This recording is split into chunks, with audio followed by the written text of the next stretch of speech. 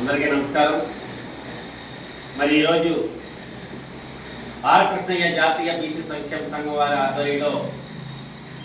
మరి ఆంధ్రప్రదేశ్ రాష్ట్రంలో ఉన్నటువంటి 175 నియోజకవర్గాలు 26 జిల్లాల్లో నూతన కమిటీల నిర్మాణంలో భాగంగా మరి ఈరోజు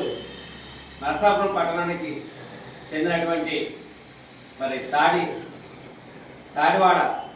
రమేష్ బాబు గారిని మరి రాష్ట్ర ప్రధాన కార్యదర్శిగా మరి నియమించడం జరిగింది. ఏ అయితే చట్టసభల్లో బీసీలకు 50% రిజర్వేషన్లు అమలు చేయాలనే డిమాండ్ ఉందో, మరి బీసీ రాజకీయ రిజర్వేషన్లను ఏబిసిడీలుగా వర్గీకరణ చేయాలనేటటువంటి డిమాండ్ ఏదైతే ఉందో,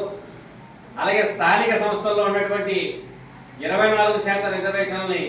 42% పెంచి మరి చట్టబద్ధత కల్పించాలనేటువంటి డిమాండ్ ఏదైతే ఉందో, మరి అదేవిధంగా రాష్ట్ర ప్రభుత్వం ఇచ్చినటువంటి హామీ 50 సంవత్సరాలు నిండినటువంటి ప్రతి ఒక్క బీసీ బిడ్డలకు మరి పెన్షన్ ఏర్పాటు చేస్తాననేటటువంటి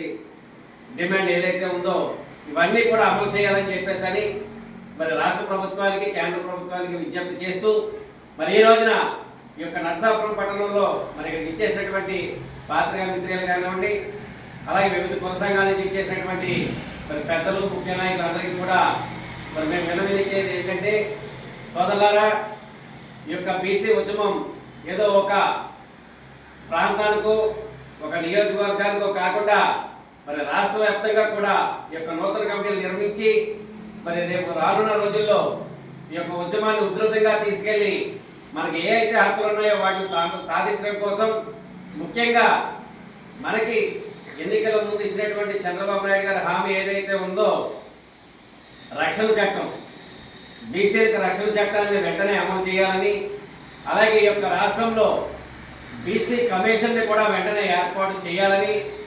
దానికి నిధులు కేటాయించాలని, మరి అదేవిధంగా ఏదైతే ఈ యొక్క బడుగు బలహీన వర్గాలు, కుల వృత్తులు, చేతి వృత్తులు, సంచార జీవులు ఎవరైతే ఉన్నారో వాళ్ళకి షూరిటీ లేనటువంటి బ్యాంకు రుణాలు 2 లక్షల రూపాయల కానించి మొదలుపెట్టి 10 లక్షల రూపాయల దాకా ఇవ్వాలనేటటువంటి ఏవైతే మా డిమాండ్స్ ఉన్నాయో అవన్నీ కూడా ఈ రోజున కూటమి ప్రభుత్వం మరి బీసీలకు అండగా ఉంది. కాబట్టి ఇవన్నీ కూడా పరిగణనలో తీసుకొని మరి అన్నింటిని కూడా అమలు చేయాలని చెప్పేసి మరి కూటమి ప్రభుత్వం, అలాగే నేటి ముఖ్యమంత్రి నారా చంద్రబాబు నాయుడు గారికి, మరి పవన్ కళ్యాణ్ గారికి, మరి అలాగే కేంద్రంలో ఉన్నటువంటి మోదీ గారికి కూడా విజ్ఞప్తి చేస్తూ ఉన్నాం.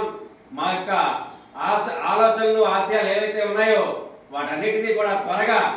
మరి నెరవేర్చాలని చెప్పేసి ఈ సభాముఖంగా తెలియజేసుకుంటూ సెలవు తీసుకుంటాం.